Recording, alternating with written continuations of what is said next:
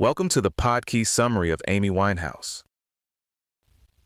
Amy Winehouse's story still lands with unusual force because the music was so specific, so fully hers, and the public unraveling around it was so relentless. This is the arc from jazz-trained prodigy to back to black phenomenon, then into the ugly machinery of fame, addiction, and a death that people still talk about in cautionary terms. And at the same time, her influence never really faded. You can still hear it, and you can see it in the way her legacy has been preserved and argued over. What made Winehouse stand out so quickly was that she didn't arrive as a standard pop package. She built this retro soul world out of jazz, soul, rhythm, and blues, and those 1960s girl group sounds, then anchored it with that deep contralto voice and lyrics that were intensely autobiographical. A lot of artists borrow from the past.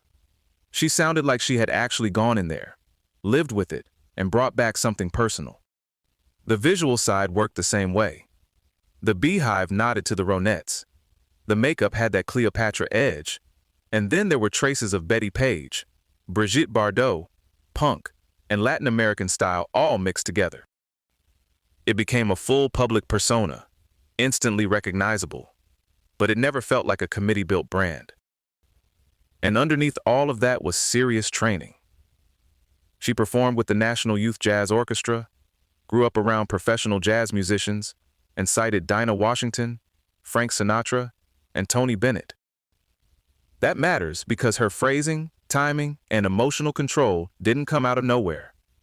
Even when the song sounded loose or conversational, there was real craft under the hood. Her debut, Frank, came out in 2003 and immediately marked her as a mature songwriter. It earned critical acclaim, went platinum, and won her an Ivor Novello for Stronger Than Me, which is a pretty serious signal that people were hearing more than just a promising new voice. But even there, the story wasn't neat. Winehouse later said she was only 80% behind the album because Island Records overruled some of what she wanted artistically. Then came back to black in 2006. And that changed everything. Working with Salaam Remi and Mark Ronson, along with the Dap Kings, she made a record that went enormous without sanding off its heartbreak or weirdness. It sold more than 20 million copies worldwide and became one of the best-selling albums of all time. That's the kind of number that turns a singular artist into a global reference point. The 2008 Grammys sealed that breakthrough in a big public way. She won 5 awards, including Record and Song of the Year for Rehab, becoming the first British woman to win 5 Grammys in one night. And then the commercial wave got even bigger. After the Grammys, Back to Black surged in the US, climbing from an initial peak at number 7 to number 2. The hard part of talking about Winehouse is that the success story was constantly entangled with real suffering. Substance use, depression, self-harm, bulimia, relationship violence, and erratic performances all became part of the public narrative around her music. And the media ecosystem around that was not subtle. Her private crisis became commercial material.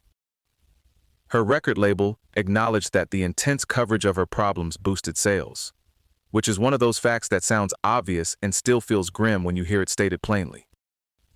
Even inside British media, there was open disagreement about whether public appetite justified reporting on her private life. At one point, she got a court order to stop paparazzi from following her near her home, which tells you how invasive things had become. The Grammys themselves sparked an ethical argument. Critics, including Natalie Cole, questioned whether celebrating an artist's invisible addiction sent the wrong message. Supporters pushed back, saying her illness should not erase what she had accomplished, and that tension still hangs over how people remember her. Her last years were marked by a dangerous swing between attempts at recovery and relapse. She reportedly stopped using illegal drugs in 2008, but alcohol remained a serious and recurring problem, with periods of sobriety followed by heavy drinking. Doctors recommended dialectical behavior therapy, and she declined it. By 2011, the instability was visible on stage.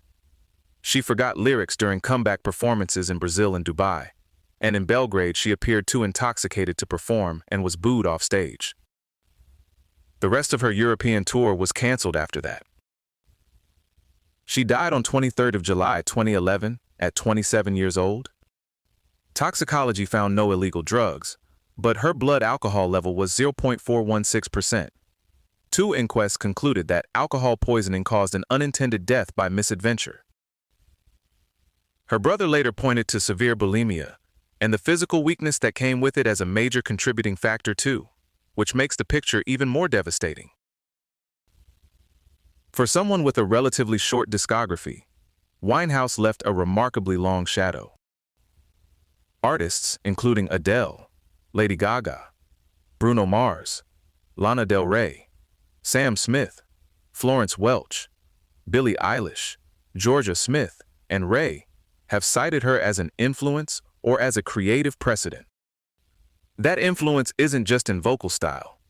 It's in the permission she seemed to give people to be emotionally specific, sonically rooted, and a little less polished in the most interesting way. Her legacy has also been formalized. Back to Black was added to the U.S. National Recording Registry in 2025, and Rolling Stone ranked her number 83 on its 2023 list of the 200 greatest singers of all time. And then there's the Amy Winehouse Foundation, launched by her family on what would have been her 28th birthday. It focuses on prevention and support for vulnerable young people affected by drug and alcohol misuse, and its school resilience program was launched with Russell Brand in 2013. That part of the legacy feels especially important because it points away from spectacle and toward care, which was in pretty short supply when she was alive.